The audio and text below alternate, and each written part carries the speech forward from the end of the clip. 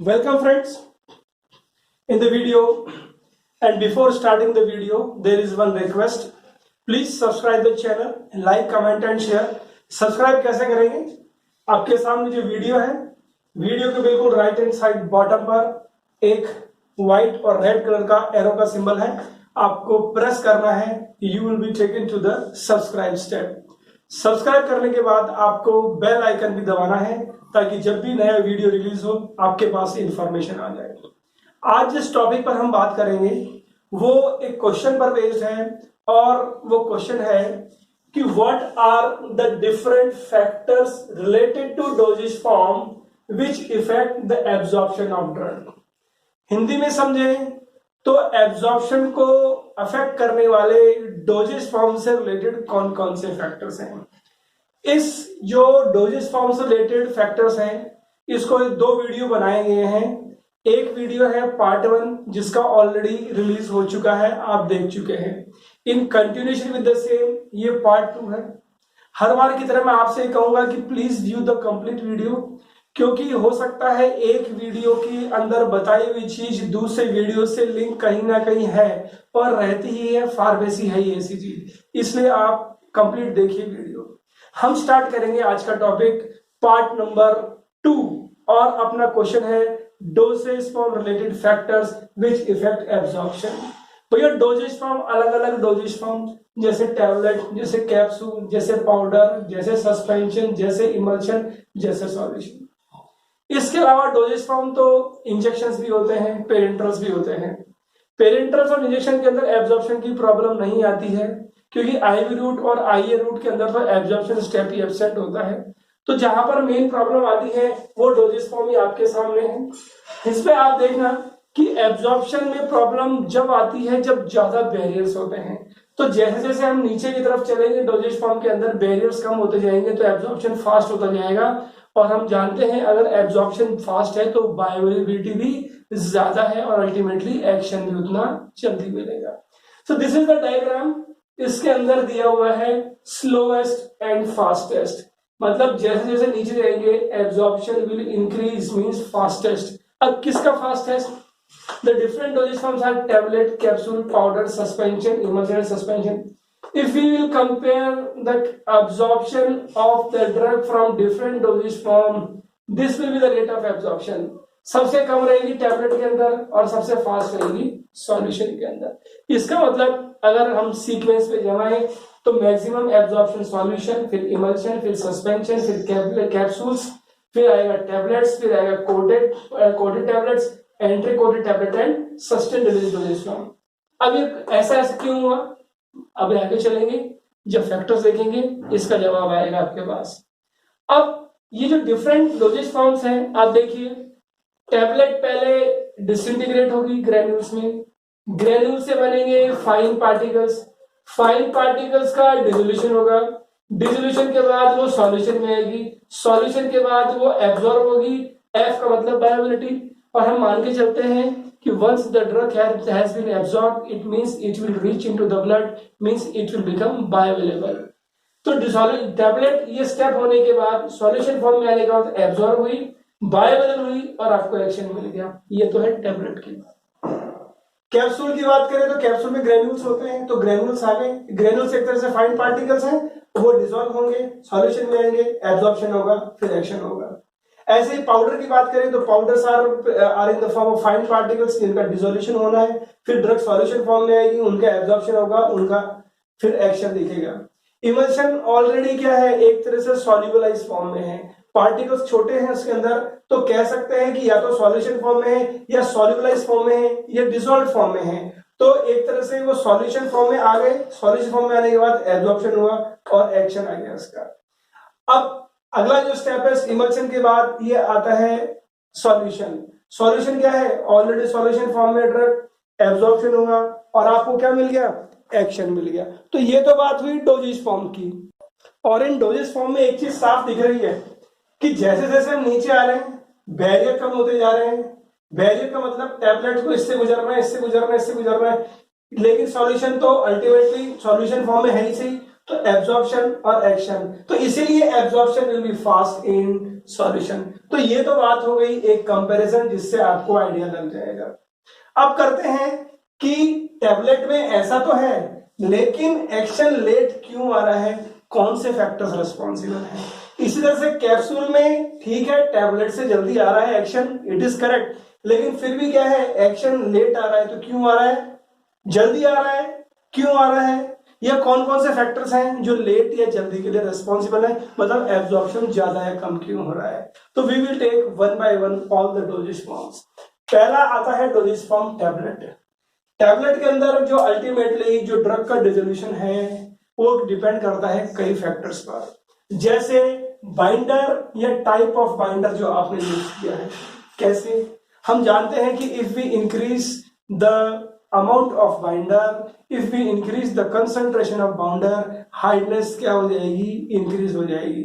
और हार्डनेस जब टैबलेट की बढ़ जाएगी तो टैबलेट डिसइंटीग्रेट नहीं होगी, मतलब ये वाला स्टेप नहीं होगा ना डिसइंटीग्रेशन, मतलब टैबलेट ग्रेन्यूल में ही टूटेंगे ना। तो जब टैबलेट ग्रेन्यूल में टूटे नहीं तो ये वाली जब स्टेप हुए नहीं तो ये कहां से होगा, ये कहां से होगा, ये कहां से, ये कहां से होगा, मतलब अल्टीमेटली नीचे का स्टेप नहीं होगा। इसीलिए डिसइंटीग्रेशन टेस्ट किया जाता है टैबलेट के अंदर। अगर डिसइंटीग्रेशन टेस्ट फेल हो गया तो टैबलेट का कोई मतलब ही नहीं रह जाता है। और वहां पर देखो कितना इंटरेस्टिंग चीज है, binders are playing a very crucial role.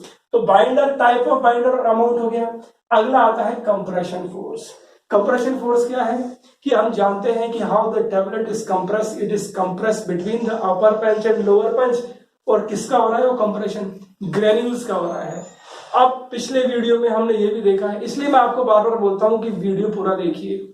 हम जानते हैं कि कंप्रेशन फोर्स का इफेक्ट ये होता है कि अगर आपने बहुत ज्यादा कंप्रेशन फोर्स यूज किया है तो क्या होगा, जो पार्टिकल्स हैं उनके बीच में बॉन्डिंग स्ट्रांग हो जाएगी। तो उससे क्या होगा, हार्डनेस बढ़ जाएगी। उससे क्या होगा, हार्डनेस बढ़ जाएगी तो टैबलेट डिसइंटीग्रेट नहीं होगी, और डिसइंटीग्रेट नहीं होगी तो नीचे वाले पूरे स्टेप नहीं होंगे, तो मतलब टैबलेट फेल हो जाएगी। तो yes we can say that for a factor of compression force also play a crucial role in tablets. अगला आता है granulation method. The most common method of granulation is wet granulation method, but we know that it has many disadvantages.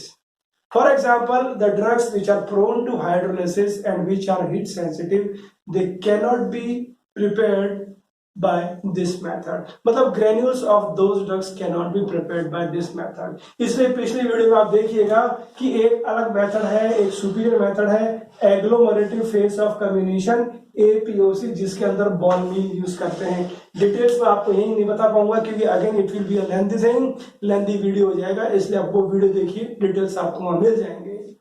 अगली चीज आती है इसके अंदर की कोटिंग। तो यस, कोटिंग भी इफेक्ट करती है क्या, बिल्कुल कोटिंग भी इफेक्ट करती है। भैया कोटिंग भी अलग अलग तरीके की होती है, जैसे फिल्म कोटिंग, जैसे शुगर कोटिंग, जैसे एंट्रिक coating. If you talk about film coating, film coating thin है, और थिन का मतलब पतली। अगर कोटिंग बिल्कुल पतली है तो जल्दी डिसॉल्व हो जाएगी। जैसे ही टैबलेट के ऊपर से कोटिंग हटी, tablet is ready to disintegrate. लेकिन अगर शुगर कोटिंग की बात करूं तो शुगर कोटिंग थोड़ी थिक होती है in comparison to film coated tablet.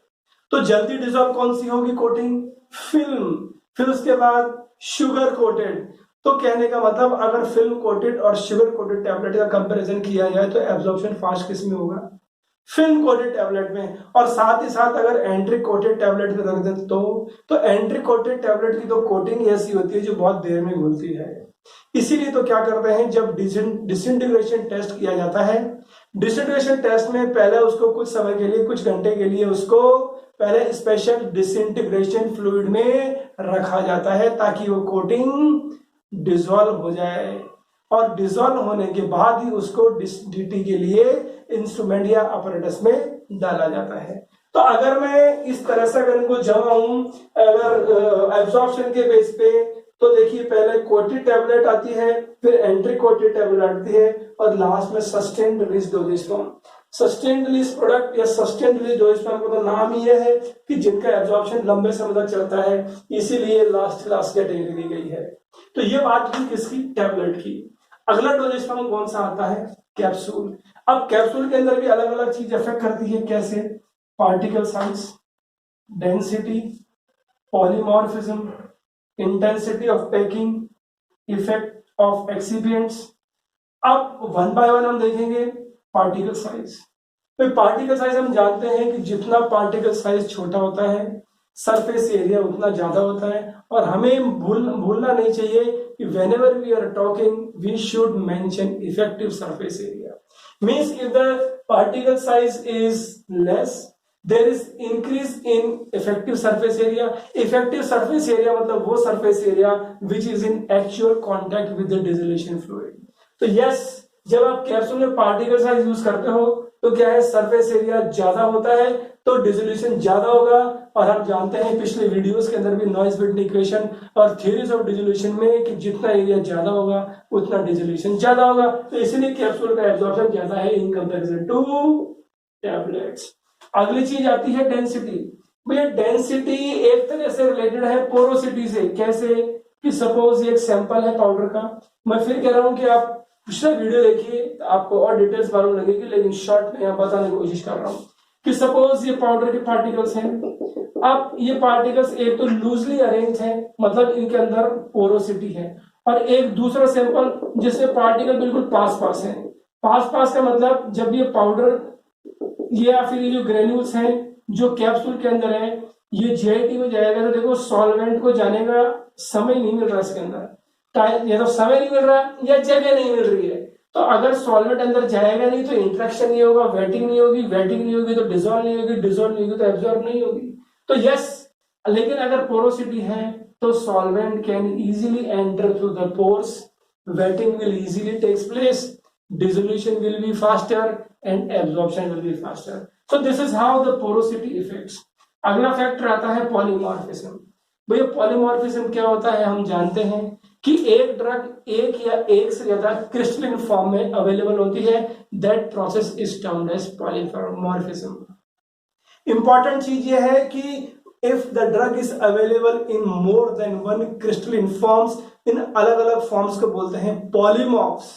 और ये polymorphs they differ from each other in terms of various properties, और एक प्रॉपर्टी होती है सॉल्युबिलिटी एंड डिसोल्यूशन। तो सपोज कोई एक ड्रग है ए, उसके दो अलग अलग पॉलीमॉर्फ हैं ए और बी, तो हो सकता है ए ज्यादा सॉल्युबल हो, बी कम सॉल्युबल हो। तो हमें कौन सा यूज करना है, ज्यादा सॉल्युबल फॉर्म।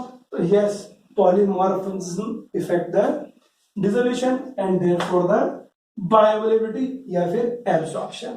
अगला कह सकते हैं इंटेंसिटी ऑफ पैकिंग। तो ये जो एग्जांपल दिया है एक तरह से इंटेंसिटी ऑफ पैकिंग का भी हो गया।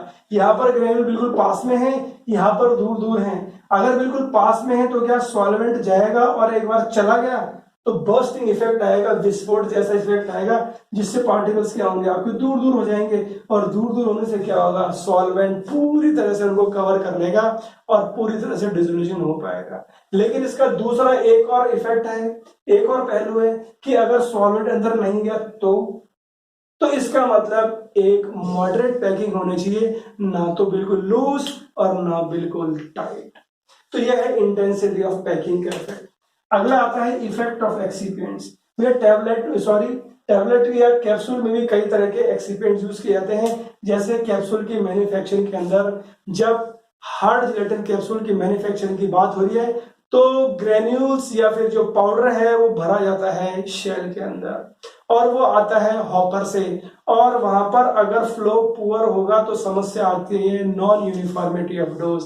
इसलिए वहां हम यूज करते हैं ल्यूब्रिकेंट्स। मतलब ये कह सकते हैं कि ल्यूब्रिकेंट्स आर यूज, और भी यूज होते हैं, लेकिन हमें तो ये सिद्ध करना है कि डोजिस्पर्म फैक्टर्स जो अफेक्ट करते हैं एब्जॉर्प्शन को। इसलिए we are coating one example, many examples can be there, लेकिन जो हम एग्जांपल ले रहे हैं वो है ल्यूब्रिकेंट का। जो ल्यूब्रिकेंट होते हैं वो ज्यादातर होते हैं हाइड्रोफोबिक, और हाइड्रोफोबिक जैसे example stearates, metallic stearates, zinc stearate, magnesium stearate. तो समस्या आ जाएगी ना, क्योंकि अगर ल्यूब्रिकेंट दोगे आप और अगर वो हाइड्रोफोबिक होगा तो क्या होगा, जो आपकी ड्रग है ना उस ड्रग पर कोटिंग आ जाएगी, किसकी, ल्यूब्रिकेंट की। और ल्यूब्रिकेंट हाइड्रोफोबिक है तो सॉल्वेंट इसको डिसॉल्व नहीं कर पाएगा ड्रग पार्टिकल को। क्यों, क्योंकि वेट ही नहीं होगा, और जब तक ड्रग वेट नहीं होगी वो डिसॉल्व नहीं होगी। सो this is how the excipients present in the capsule affect the absorption of drug. अगला जो डोजेज फॉर्म आता है वो आता है पाउडर। भैया पाउडर के अंदर भी चूंकि अपन जानते हैं कि ग्रेन्युलर एक तरह से यूज कर रहे हैं या ड्रग यूज कर रहे हैं फाइन सॉलिड्स के फॉर्म के अंदर, तो यहां पर कह सकते हैं पार्टिकल साइज इफेक्ट करेगा। तो जैसे यहाँ पार्टिकल साइज इफेक्ट कर रहा है यहाँ पर भी करेगा। ऐसे ही पॉलीमॉर्फिज्म यहाँ पर है, यहाँ पर भी है। और एक और चीज है वेटिंग सॉरी, वेट का मतलब होता है गीला, और वेटिंग का मतलब वो फिनोमेना जिसके अंदर ड्रग गीली हो जाएगी। भैया यहाँ गीली होने का मतलब ये है कि जो आपके बॉडी फ्लूइड है वो एक्वस नेचर के अंदर है, एक्वस नेचर के हैं। तो जैसे ड्रग जाएगी उनका वेट होना जरूरी है। यही चीज कि जैसे अगर ये ड्रग पार्टिकल है तो सॉल्यूशन चारों तरफ से इसको घेर कर गीला करेगा, और गीला करने के बाद ही तो डिसोल्यूशन होगा। अगर वेटिंग ही नहीं होगी तो कहां से डिसोल्यूशन होगा और कहां से एब्जॉर्प्शन होगा। इसलिए ये तीनों चीज अगर यहाँ पर समस्या आती है, वेटिंग नहीं होती है, तो we know that we have to use the surfactants having the HLB value between 7 to 10। तो ये प्रॉब्लम ओवरकम की जा सकती है, and these are the factors related to capsule. अगला जो आता है अपना डोजेज फॉर्म वो है सस्पेंशन। भैया सस्पेंशन भी फाइन पार्टिकल्स होते हैं सॉलिड के, तो यस वही दो तीन कैरेक्टरिस्टिक्स इसमें भी आएगी। कैसे? Particle size, decrease in particle size, increase in effective surface area, more dissolution, more absorption. ऐसे ही जो वेटिंग की प्रॉपर्टी यहाँ थी, once the drug has been wetted properly it can be easily dissolve and easily absorb. तो wetting वाली चीज हो गई। अगली आती है पॉलीमॉर्फिज्म। तो यही चीज आ गई पॉलीमॉर्फिज्म की, बार बार वही चीज आ रही है क्योंकि फैक्टर से ही तो इफेक्ट कर रहे हैं। जब इस डोजेज फॉर्म को करेंगे तो वो चीज आएगी, और इस डोजेज फॉर्म को करेंगे तो वही चीज आएगी। नेक्स्ट आता है विस्कोसिटी इंक्रीजिंग एजेंट। हम बात कर रहे हैं सस्पेंशन की, और सस्पेंशन में विस्कोसिटी इंक्रीजिंग एजेंट यूज किए जाते हैं। क्यों यूज किए जाते हैं? ये जो स्टेबल सस्पेंशन वो सस्पेंशन होता है जिसके अंदर रेट ऑफ सेटलिंग आपकी डिस्पर्स फेज की कम हो। सपोज ये एग्जांपल है एक सस्पेंशन का, वह कंटेनर इज देयर, ठीक है। अब इस कंटेनर में क्या किया, what we have done is suspension है। अब स्टेबल सस्पेंशन कौन सा होगा? जिसके अंदर जो पार्टिकल्स है ना वो यूनिफॉर्मली डिस्ट्रीब्यूटेड रहे। जो पार्टिकल्स फटाफट सेटल हो जाते हैं ना वो सस्पेंशन अच्छा नहीं है। तो पार्टिकल्स कम सेटल हो या धीरे धीरे सेटल हो तो क्या तरीका है? एक तो तरीका ये है कि इसकी साइज छोटी कर दो। तो साइज छोटी से क्या होगा, जो फोर्स ऑफ ग्रेविटी के कारण जो सेडिमेंटेशन हो रहा है ना, ठीक है, तो एक तो सेडिमेंटेशन कम होगा तो पार्टिकल नीचे जमा कम होंगे। और दूसरा तरीका क्या है? विस्कोसिटी इंक्रीजिंग एजेंट, इनको बोलते हैं थिकनिंग एजेंट। तो क्या है, ये जब आपका ये फ्लूइड ही थिक हो जाएगा तो थिक होने से क्या होगा, अल्टीमेटली रेजिस्टेंस होगा नीचे की तरफ आने के लिए, और पार्टिकल नीचे देर से सेटल होंगे। कहने का मतलब we have increase the stability. तो यहां तक तो ठीक है, you are absolutely correct, you are increasing the stability. लेकिन हम ये भी जानते हैं, पिछले वीडियोज में हम देख चुके हैं कि अगर थिकनिंग एजेंट या विस्कोसिटी एजेंट यूज करेंगे तो जो ड्रग पार्टिकल है उसकी डिफ्यूजिविटी कम हो जाएगी। ये अपन पढ़ चुके हैं नॉइज विथ इक्वेशन और फिक्स्ड लॉ ऑफ डिफ्यूजन के अंदर। इसलिए दूसरा वीडियो देखिएगा, वहां पर अपने पढ़ा था डिफ्यूजन कोफिशिएंट कम हो जाता है। मतलब जो पार्टिकल है ना, अगर जीआईटी के अंदर गया, सपोज जीआईटी है, तो पार्टिकल आसपास जाएगा कैसे? क्यों नहीं जाएगा? क्योंकि विस्कोसिटी इतनी ज्यादा हो गई, और जब आसपास मूवमेंट की जगह नहीं मिल रही तो जीआईटी को क्रॉस कैसे करके जाएगा? एक बार यहां से यहां पहुंचने में तो समय लगेगा। इसलिए विस्कोसिटी इंक्रीजिंग एजेंट्स उनको यूज करना है, लेकिन ऑप्टिमम कंसंट्रेशन पे। सो this is how the viscosity increasing agents absorption from suspension doses form. इसी कड़ी के अंदर जो नेक्स्ट है अपना डोजेज फॉर्म, ये है इमल्शन। अब देखते हैं इमल्शन कैसे रोल प्ले करता है क्रूशियल। भैया इमल्शन की सबसे बड़ी खास बात तो यह है कि emulsion is made for lipophilic drug. क्योंकि आदमी तेल नहीं पी सकता, oily drugs are very difficult to take, इसलिए बहुत अच्छी चीज है कि oily drugs can be taken in the form of emulsion. And even it has been observed that it is for lipophilic drugs. और NaCIDs हम जानते हैं कि पुअरली वाटर सॉल्युबल हैं। बहुत सी टेक्निक्स होती हैं उनकी सॉल्यूट को इंक्रीज करने के लिए, और एक टेक्निक है कि इनको इमल्शन फॉर्म में दे दो। जैसे इंडोक्सोल एक है NaCID, उसकी एब्जॉर्प्शन 3-4 गुना बढ़ गया जब उसको इमल्शन फॉर्म में दिया गया। तो this is how emulsion form is important. इसके अलावा इमल्शन की एक और इंपॉर्टेंट चीज है कि जब ड्रग को दिया जाता है ऑयल के अंदर, और हम जानते हैं कि जो ऑयल होता है या फैट होता है वो बाइल एसिड से एब्जॉर्ब होता है, सॉरी बाइल सॉल्ट से एब्जॉर्ब होता है। तो ड्रग को जब ऑयल में दिया, बाइल सॉल्ट मिलकर क्या बनाते हैं, माइसेली बनाते हैं, और या मिसेली या मिशेल वो बनाने के बाद सीधे लिम्फेटिक सिस्टम में एब्जॉर्ब हो जाते हैं। कहने का मतलब लीवर में जाने की जरूरत नहीं है, मतलब फर्स्ट पास इफेक्ट अलग हट गया, और फर्स्ट पास इफेक्ट आप अच्छी तरीके से जानते हैं। सो this is the advantage of emulsion. तो एब्जॉर्प्शन हो गया ना फास्ट, ज्यादा होगी वायबिलिटी, वो किस पे डिपेंड कर रहा है, इमल्शन पर। अब आता है अगला डोजेज फॉर्म, सॉल्यूशन। सॉल्यूशन की बात करूं तो इस वाले स्टेप की बात हो रही है। सॉल्यूशन में कई चीजें जो फैक्टर अफेक्ट करते हैं एब्जॉर्प्शन को, जैसे nature of solvent. Nature of solvent का मतलब ये है कि जो आपका सॉल्वेंट है वो एक्वस है या नॉन एक्वस है पर वाटर मिसिबल है, या ऑर्गेनिक सॉल्वेंट है मतलब वाटर इमिसिबल है। अगर एक्वस है तो सबसे अच्छी बात है, क्योंकि ज्यादातर ड्रग्स अगर एक्वस में अवेलेबल है तो अपने को ज्यादा रिसर्च करने की जरूरत नहीं है, एब्जॉर्ब होने में दिक्कत नहीं आएगी ड्रग को, क्योंकि बॉडी फ्लूइड जो है वो एक्वस नेचर के हैं। दूसरी चीज, अगर ड्रग पुअरली वाटर सॉल्युबल भी है ना तो हम उसमें सॉल्युबलाइजिंग एजेंट डाल देंगे जो एक्वस में सॉल्युबल होते हैं। अगर ऐसा नहीं है तो हम क्या यूज करते हैं, aqueous non aqueous water miscible, जैसे एल्कोहल, जैसे पॉलीइथाइलिन ग्लाइकॉल, जैसे प्रोपाइलिन ग्लाइकॉल। तो हमने एक एग्जांपल देखा है जब बनाते हैं camphor water, camphor water insoluble है, लेकिन अल्कोहल को थोड़ा सा यूज करते हैं और कैम्फर को सॉल्युबलाइज बनाकर कैम्फर वाटर बना लेते हैं। तो एक छोटा सा एग्जांपल है ऐसे, इसीलिए क्या है non aqueous water miscible agents use कर सकते हैं। समस्या कब आती है, जब ड्रग पूरी तरह वाटर में इनसॉल्युबल हो, तो वहां क्या यूज कर सकते हैं, वहां हम क्या यूज करते हैं, नॉन एक्वस यूज कर सकते हैं। अब वहां पर नॉन एक्वस यूज तो कर सकते हैं, लेकिन वहां पर फैक्टर अलग हो जाएगा जो एब्जॉर्प्शन से रिलेटेड है, और वो फैक्टर है पार्टीशन कोफिशिएंट का। इसकी जानकारी आप दूसरी वीडियोस में ले सकते हो। तो ये बात थी किसकी, सॉल्यूशन की। तो हमने देखा अलग अलग फैक्टर्स हैं, उन फैक्टर्स में अलग अलग एक्सिपिएंट्स हैं और किस तरह से एब्जॉर्प्शन इफेक्ट होता है। हमने देखा टैबलेट, हमने देखा कैप्सूल, हमने देखा पाउडर, हमने देखा सस्पेंशन, हमने देखा इमल्शन और फिर सॉल्यूशन, और उनके अंदर कौन कौन सी चीज अल्टीमेटली ड्रग के रिलीज को अफेक्ट कर रही है, डिसोसिएशन को अफेक्ट कर रही है, अल्टीमेटली एब्जॉर्प्शन को इफेक्ट कर रही है। तो ये तो एक पार्ट है डोजेज फॉर्म का, nature and type of doses form. लेकिन एक फैक्टर डोजेज फॉर्म से और रिलेटेड है, कौन सा, आप उसको स्टोर करके रखते हो, मतलब वो कितना पुराना है, उसकी एज क्या है। तो इसमें हम देखेंगे क्या क्या चीज है।